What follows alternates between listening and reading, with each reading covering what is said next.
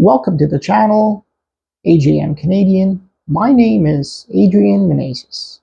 In this video, I'm going to talk about the immigration level plans in Canada for the years 24, 25, and 2026. You might be asking yourself, why does that matter to me?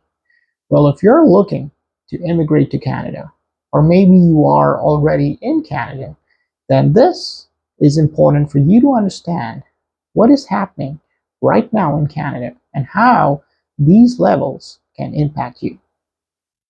So, in summary, for the year of 2024, there was a plan of around 485,000 permanent residents to be in Canada.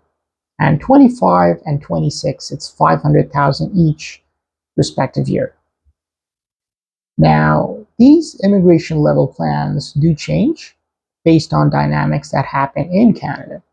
So while there is a plan in place, just like a normal organization has their own plan, IRCC, otherwise known as Immigration, Refugee, Citizenship Canada, has their immigration plan. What is happening right now is the immigration minister in the beginning of 2024 announced a cap on the number of study permits that will be issued, which is unique because Canada needs a lot of people in the country. There has been tremendous amount of students that have arrived in Canada, and due to the amount of temporary residents that are currently in Canada, there is an enormous amount of resources that are being utilized, so much so that the demand has not met the supply. Now, you can think of this in a very simple manner. Imagine there is a hotel that you want to check in or stay, and there are 100 rooms for 100 people, assuming one person in a room. But all of a sudden, there are 1,000 people vying for that 100 room occupancy. Something's amiss because there isn't enough rooms. So, what are you going to do? This is exactly the scenario that is being faced by the country. Due to the enormous amount of people in the country, there has been a lot of demand and a test being put on all the resources, such as education, schools, medical services, miscellaneous services, recreation, and this has caused a snowball effect on pretty much all the services, creating a havoc in the system. Now, if you are a student or you are planning to study in Canada, this is a big concern because all of a sudden there has been a proportionate cap being put in place. And the policy in place is a net zero growth, which is zero in, zero out. What that means is the proportionate amount of permits that are due to expire will be allocated for the permits that can be issued for those looking to study in Canada. Now, prior to previous years, colleges were left with discretionary ability to increase their intake, and this has caused catastrophic effects on Canadians, permanent residents, and temporary residents.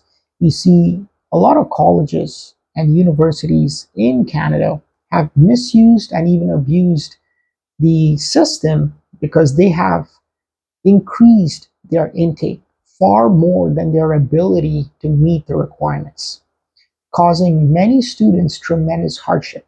You would have seen in the news, or maybe you are a person that might have applied to a college or university only to know that they have deferred your admission. Some of you may have arrived in Canada knowing that there is no classes because there is no seat available. And all of this has been caused because the colleges and universities are interested in only their financial well-being. You see, an international student brings in tens of thousands of dollars to the economy and to that college or university. So they're only interested in looking at their interest. But for the innocent students who are looking to study and build their careers and lives, they're being put to the ultimate test, in fact, financial test for themselves and their families, because they're hoping to come on board to study, accomplish what they came here for, and it's created a complete havoc in the system. So with these new caps in place, not only is there a cap on the study permit, the allocation to the number of permits that are being issued is also by province and territory, which means that, you know, provinces like Ontario and British Columbia do not get an unlimited amount of permits for their province, even though they're bigger provinces. And there are a lot of other provinces and territories that are being taken into account, which wasn't the case in prior years.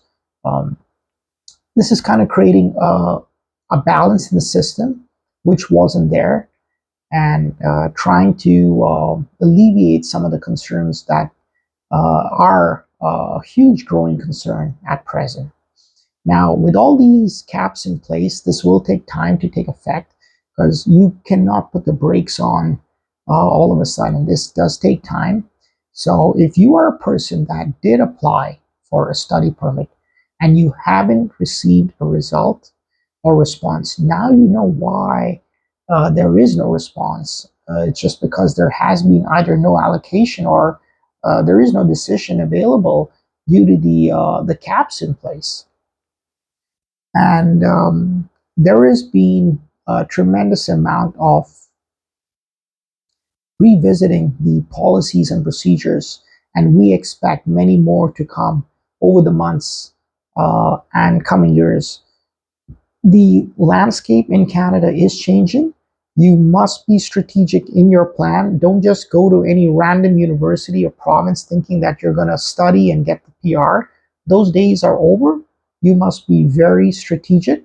And most importantly, do not go with the mindset that you come to Canada to study and will get permanent residence. It's unfortunate but true that permanent residence is not the means to come to Canada as a study permit. There are other ways to come to Canada as a permanent resident. So choose the right way to come to Canada for the right purpose. If your purpose is to study, then you must be happy and be with the notion that your purpose is to study and accomplish your goal, nothing more or nothing less. If you do get the ability to get nominated by the province and you are in the position to be accepted for permanent residence, then you are one of the lucky ones based on your skill set, abilities, and experience.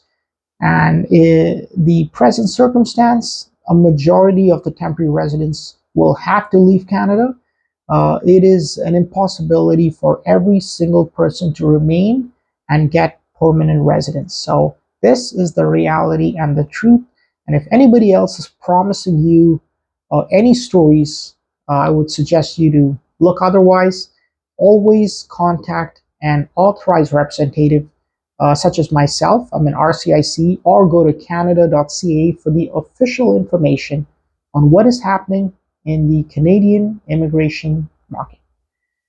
If you like this video, please click the like button, subscribe, and I look forward to make many more videos like this. Thank you, and see you soon.